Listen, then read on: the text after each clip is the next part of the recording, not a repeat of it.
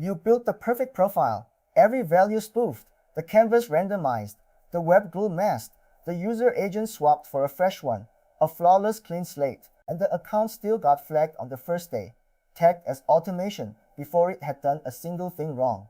So you check your work, and every setting is exactly where the guide told you to put it, which is the whole problem, because a real device isn't perfect. It's a specific, slightly messy, internally consistent whole, and your spotless profile doesn't look like any real machine that has ever existed.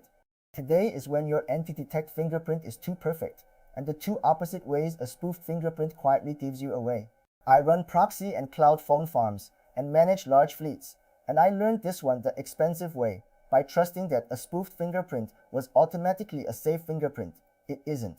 The goal was never to hide every value the browser leaks. The goal is to look like one ordinary, unremarkable, real device that belongs to one ordinary person. And spoofing done wrong, in either direction, is louder than not spoofing at all, because it drags the platform's eye straight to the thing you were trying to bury. So start with what a fingerprint actually is. When your browser loads a page, it quietly hands over dozens of little traits without being asked.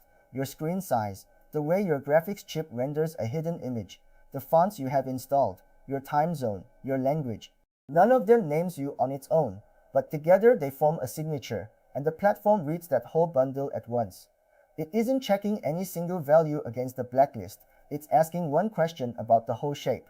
Does this look like a coherent real machine? And coherence is the entire test, because a real device is coherent for one simple reason.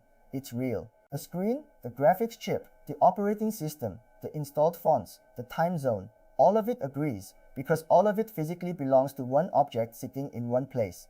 You cannot change one of those values in real life without the others having a reason to change with it. So a good fingerprinting system isn't hunting for bad values at all. It's hunting for combinations that could never coexist on a genuine device, and those are almost always something of humans stitched together by hand. That is the first way you give yourself away.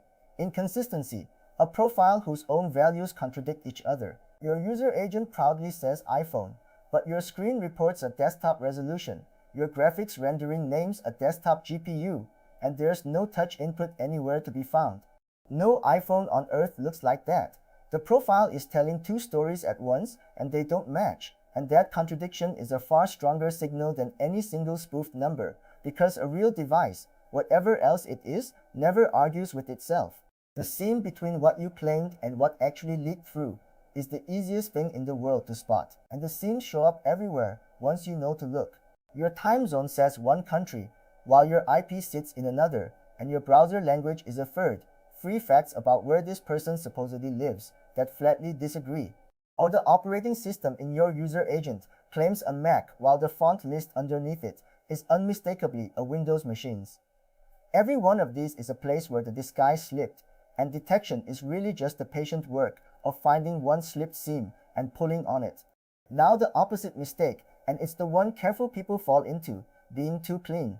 This is the profile with everything scrubbed to nothing, the canvas blocked so it returns a blank, the web glue switched off, no fonts to speak of, no plugins, no extensions, a bare default in every slot. It feels safe because you've hidden everything. But real people's browsers are cluttered and particular. A strange font from some app they installed once, a random extension, a version that's a little behind the latest. A spotless, featureless, hidden everything profile is genuinely rare in the wild, and rare is exactly what you didn't want to be. Take the canvas trick on its own, because it shows the whole problem in a single move. The popular defense is to block the canvas, or feed back a fresh burst of noise every time a page asks for it, so it can't be used to track you. But a real device returns a stable, specific canvas value, the same one, every time, because the same hardware draws the same hidden image the same way.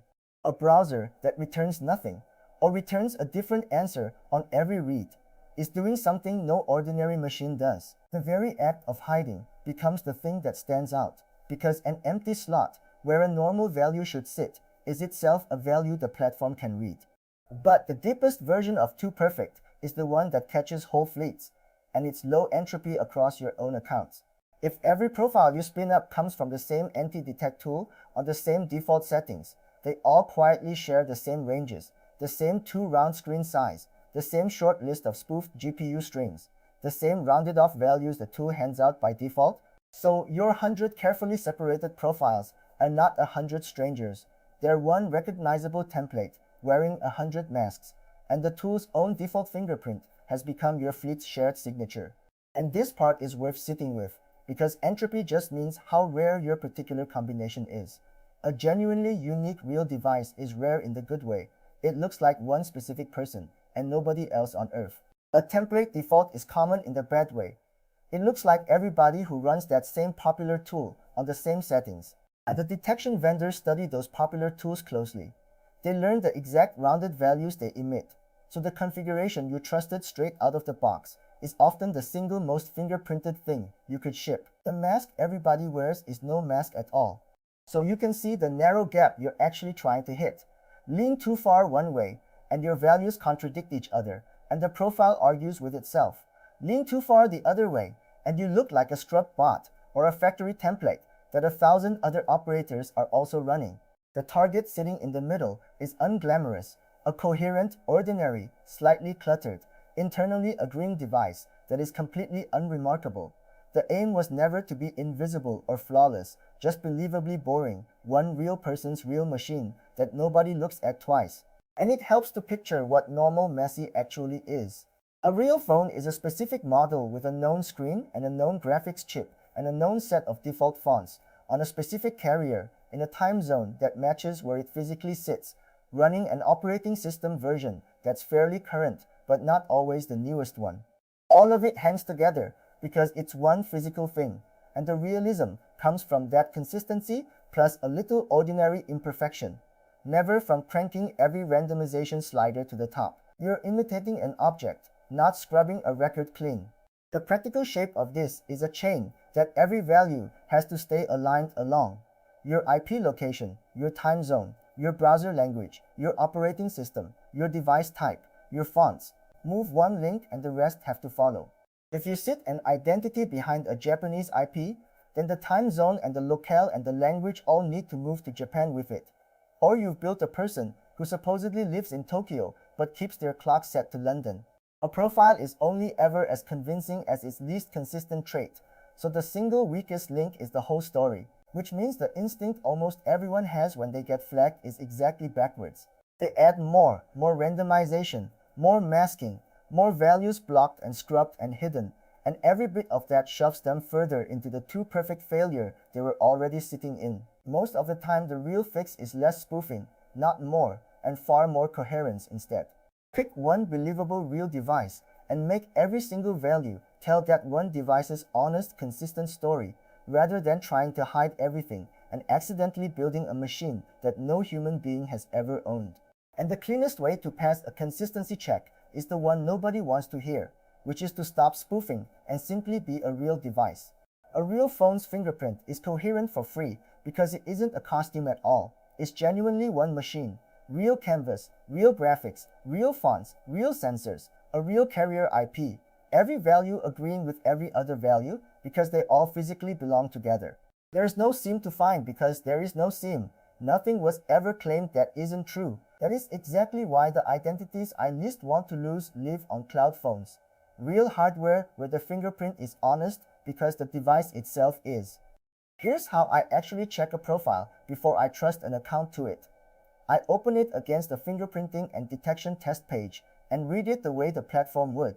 Not looking for a pass or fail badge, but reading the whole shape. Does the user agent match the screen and the graphics? Does the time zone match the IP and the language? Is anything blank or blocked that a normal browser would return?